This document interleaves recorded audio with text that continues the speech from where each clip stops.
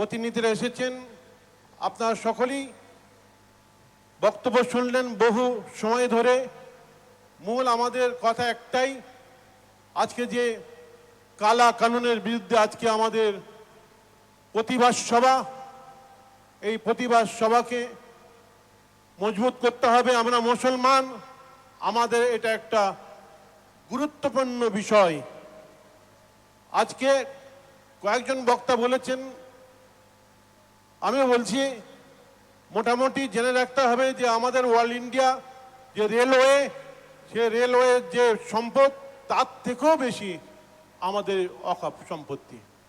আমাদের পূর্বপুরুষরা তারা ওয়াকফ করেছেন সওয়াবের উদ্দেশ্যে, আল্লাহর জন্য। সেই জায়গায় মসজিদ, মাদ্রাসা, কর্মস্থান, কলেজ, ইউনিভার্সিটি এবং সেই সমস্ত কলেজ ইউনিভার্সিটিতে বহু অমুসলমান ভাইরাও, অন্য সম্প্রদায়ের ভাইরাও পড়াশোনা করেন। দিল্লিতে বহু মার্কেট আছে, সেই মার্কেটের মধ্যে যদি ভাড়াটি আপনি দেখেন তো 100-র মধ্যে 80% অমুসলমান তারাও আছে। তো আজকে প্যালেস্টাইনের বুকে তাদের ওয়াকফ সম্পত্তিকে দখল করে সেখানে বার, নাইট ক্লাব বানিয়েছে ইসরায়েল। আমাদের বড় ভয় হয় যে আজকে আমাদের ওয়াকফ সম্পত্তি, গুরুত্বপূর্ণ সম্পত্তি আমাদের বাপ দাদা রক্তকে পানি করে আজকে ওয়াকফ করেছিলেন, জানি না এখানে কি হবে। আজকে আমরা সকলে এক হয়ে কাজ করব, এক হয়ে যেভাবে আমরা প্রতিবাদ করব। আজকে প্যালেস্টাইনের পক্ষে শিয়া সুন্নি যদি এক হয়ে তারা প্রতিবাদ করতে পারে, তাহলে আমরা সুন্নিরা আমরা কেন এক হতে পারবো না?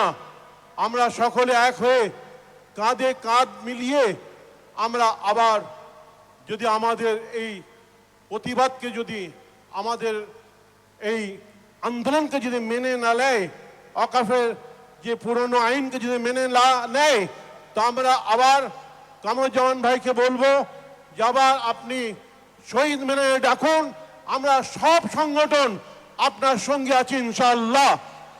আর আমরা যদি হকের পক্ষে থাকি, ইনশাআল্লাহ আল্লাহ পাক আমাদেরকে কামিয়াব করাবেন।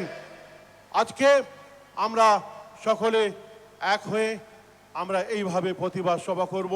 খালি কলকাতার বুকে সভা করলে হবে না, গ্রামগঞ্জের মানুষকে জানাতে হবে, তারা বোঝে না জিনিসটা।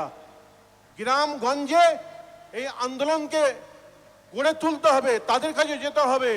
কামরুজ্জামান ভাই যখন আমাকে বলার পরে বিভিন্ন বাংলায় যত জায়গায় আমি প্রোগ্রাম করেছি, সেখানে আমি আলোচনা যখন রেখেছি, তারা অবাক হয়ে শুনছে, তারা বলছে আমরা সব জানি না। তো আমরা সারা গ্রাম বাংলায় আন্দোলন করে আবার সকলকে নিয়ে ইনশাআল্লাহ আবার আমরা শহীদ মিনারে আবার আমরা সমাবেশ করব।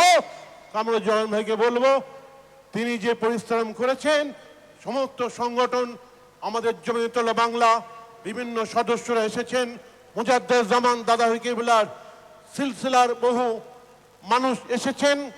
তো আজকে আমরা সকলে আমরা তাদের সঙ্গে সাথ দেব, সব সংগঠনে এক হয়ে আমরা আবার প্রতিবাদ সভা করব। দরকার হলে আমরা দিল্লি পর্যন্ত ইনশাআল্লাহ যাব। আজকে শেষ লগ্নে একদম, আর আপনাদের বক্তব্য শোনার মতন ধৈর্য নেই। আজকে অনেক প্রশাসনের ভাইরা এসেছেন, আমার মিডিয়ার ভাইরা এসেছেন, সকলকে আমার আন্তরিক অভিনন্দন, মোবারকবাদ, সালাম জানিয়ে আমি ছোট্ট করে একটু মোনাজাত করে দিচ্ছি। আল্লাহুম্মা আমিন।